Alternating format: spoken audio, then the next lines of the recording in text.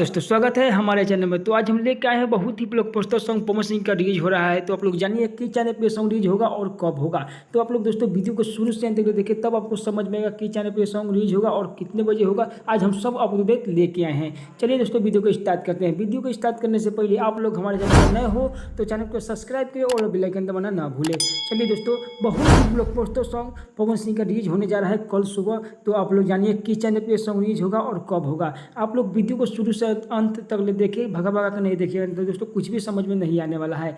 इसीलिए वीडियो को शुरू से अंत तक देखिए, तब आपको समझ में आएगा कि चैनल पे सॉन्ग रिलीज होने वाला है और कब होने वाला है और कितने बजे होने वाला है।